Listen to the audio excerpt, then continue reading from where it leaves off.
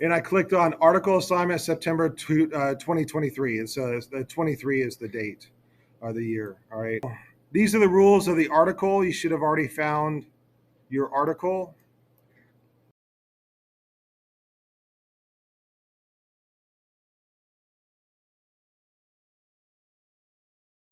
All right, article summary instructions. Here we go. This is what I'm looking for. Basically, it's the same thing as before. You're going to use JSTOR to find an article. I've already explained all of that. So use the instructions for that. You are going to read the full article. You're going to take notes as you read it.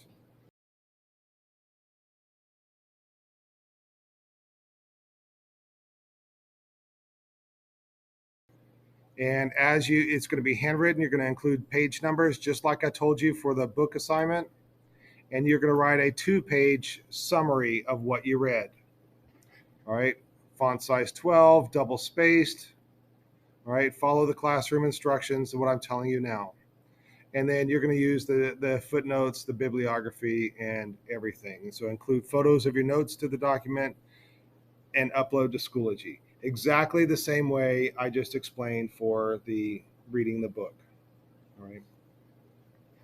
Now, the other thing I want to show you guys is one of the assignments that I had to do in my art history classes in college is I had to read articles on a regular basis. I'm only asking you to read one article this whole semester. I'm asking you to find lots of articles, but you're only going to read one. What I had to do was find an article, read it, and write a summary of it. So this is an example of a summary that I wrote for a class, and I'm going to upload one that it's going to look like how I want yours to look like. So, but if you want to read what an article summary sounds like, you can read mine. Now, in this article summary, let me explain articles. What an article is basically it's an art historian who has something new to add to art history. So in textbooks, that's all old knowledge. That everything that like textbooks, when they come out with a new one, they're adding new knowledge. But that's like the standard knowledge of art history. Venus of Willendorf is a fertility goddess. That's the standard line of Venus of Willendorf. That's what all the art historians agree on. But if you're an art historian and you think you have a different interpretation of Venus of Willendorf, that she's not a fertility goddess, that she's something else, and you have the evidence to back it up, you will write and publish an article.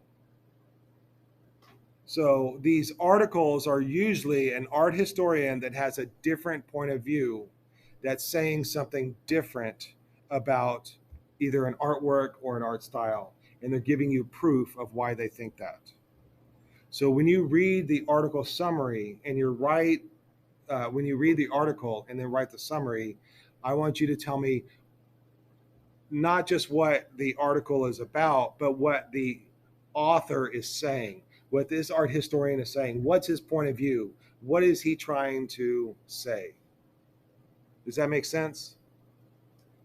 Right? And what is his proof? That's the article summary. I need to add a couple of things about the article summary. So one is I will be adding in Schoology or D2L an example of what it should look like.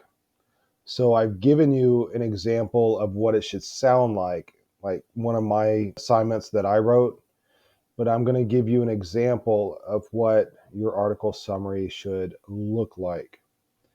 So it'll show the header, the format, it'll show the bibliography at the end, it'll show possibly the notes at the end, it'll show the spacing, so you get an idea of what it should look like. It's very important that you make yours look like mine, or make yours look like the example that I give you. All right, the other thing I want to talk about is I want to give a couple of other details about what your article summary should sound like. Even though the title of the assignment is article summary, You're not so much summarizing the article as you are going to discuss what the author says in the article. So I want to hear statements like, at the beginning of the article, the author, and you will use their name, the author says this, and you would not just say this, but you're going to explain what the author is saying. And then I might see statements like, towards the middle of the article, the author says this, and I should see towards the end of the article, the author says this, or the author thinks that such and so.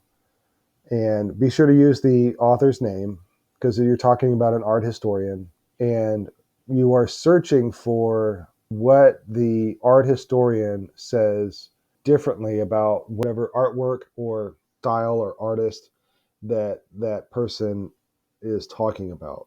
So you might say that the author and username disagrees with this aspect of art history, and instead they think this, and this is their reason for it. So you got to kind of read the article. You have to read the article and try to figure out what the author is saying. The other thing I want to talk about is that sometimes the authors, especially these are college professors, and these are a lot of times they're elitist college professors, and they like to show off how smart they are by writing an article that is difficult to read. It has a lot of long words. The way that they put words together is confusing and difficult. I've had many papers or many articles that I've read that are like that. And it's okay if that is yours. You don't have to be a genius to do this this article assignment. If you have an article that you don't understand, be honest with me and say, and I've done this in some of my articles or my summaries of articles that and I've had to do group discussions, and we discussed how difficult the article was to read. And so be honest and say that you didn't really maybe understand what the article is. So discuss what you did understand or discuss what you are trying to understand in the article. You don't have to give me a polished graduate level assignment. I just want you to read the article, think about it, and tell me what the author was trying to say. Tell me what the art historian was trying to say. And if you don't understand it, be honest, but try to figure it out. Give it some effort. That's all.